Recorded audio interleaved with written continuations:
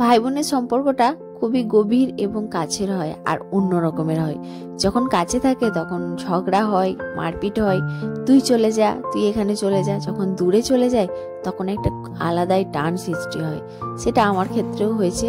মাদের ঘরে আজকে শেষ দিন, সকালে উঠেই দেশি মুরগির ডিম খেলাম। আর দেশি মুরগির ডিমের কুসুমটা কত লাল, আর সেই বড় পেয়ারা পেরেছিলাম, সেই পেয়ারাটা খাচ্ছি। খাওয়া হয়ে গেল, এবার ভাইয়ের সাথে একটু কথা বলে নিচ্ছি। ভাই আছে আমার বাইরে আছে, ওর সাথে ভিডিও কলিং এ একটু কথা বলে নিচ্ছি। সবসময় হয় না, রবিবার করে বিশেষ করে কথা বলাটা হয়। কথা বলে নিচ্ছি, মজা করে নিলাম একটু ঘরে। তারপর আর কোনো ব্লগ শুট করিনি, সোজা আমাদের বর্ধমান ঘরের ব্লগ আপনারা দেখতে পাচ্ছেন। বর্ধমান ঘরে চলে এসেছি, মা এসেছে আমার সাথে। মা এসেছে পিঠে পুলি করবে বলে। আমাদের ওই বাড়িতে এবারে পিঠে পুলি করা হবে না, ওই জন্য মা এসে নারকেল কুড়তে শুরু করে দিয়েছে। নারকেল নিয়ে এসেছিলাম পিসিদের ঘর থেকে, নারকেল কোড়া হয়ে গেল। আমি ওইদিকে গুড় ফোটাচ্ছি, গুড়টাকে ভালো করে ফুটিয়ে পাক তৈরি করে নিচ্ছি। তাহলে নারকেলটাকে দিয়ে নাড়লেই মোটামুটি ছাই রেডি হয়ে যাবে। আমরা করছি ছাই না, এটা কিন্তু নাড়ু করব বলে করছি না, এটা হচ্ছে একটা পিঠের পুর হবে।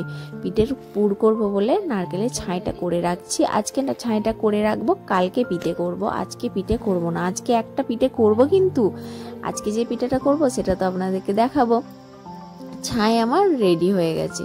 আর যে পিঠেটা করব আজকে সেটা হলো এঁকে করব। এঁকে পিঠে বলে, জানি না আপনারা কে কি বলেন আমি জানি না, কিন্তু আমাদের এখানে এঁকে পিঠে বলে। আর এঁকে পিঠে করার জন্য প্রথমেই খুমির করে নিতে হবে, যেটা হচ্ছে আটাটা রেডি করে নিতে হবে। শুকনো আটাটাকে একটু পানি দিয়ে গুলে এদিকে ফুটন্ত পানিতে দিতে হবে, আর এরকম করে নাড়তে হবে। এটা প্রচণ্ড রিস্কি ব্যাপার। গ্রামে চুলোর মধ্যে করলে একা একাই হয়ে যায়, কিন্তু মানে শহরে গ্যাসের মধ্যে করলে এটাই কিন্তু দুজনা না হলে হবেই না। একজনাকে হাঁড়িটাকে চেপে ধরতে হবে আর একজনাকে নাড়তে হবে। নাড়া কিন্তু একবার থামালে হবে না, নাড়তে হবে, নেড়েই যেতে হবে যেন গুলটে না পড়ে, মানে ঘেঁটা ঘেঁটা হয়ে যায়, সেই জমাট বেঁধে না যায় আটাগুলো, তার জন্য নেড়েই যেতে হবে। তার জন্য মা মানে ধরেছিল আর আমি নাড়ছিলাম দাঁড়িয়ে দাঁড়িয়ে। নাড়ার আগেই, যখন নাড়ার প্রসেসটা আসছে তার আগেই হালকা হালকা নাড়া হচ্ছিল, তখনই আমি কিন্তু ক্যামেরাটা করে নিয়েছি। তারপর আর ক্যামেরা করতে পারিনি।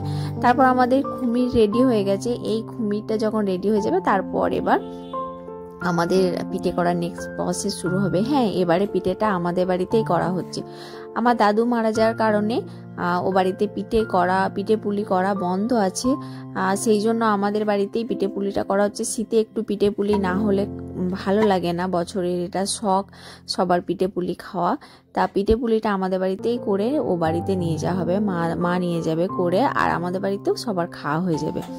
সেই জন্যেই মা আজকের ব্লগটা এঁকে পিঠে পর্যন্তই সমাপ্ত।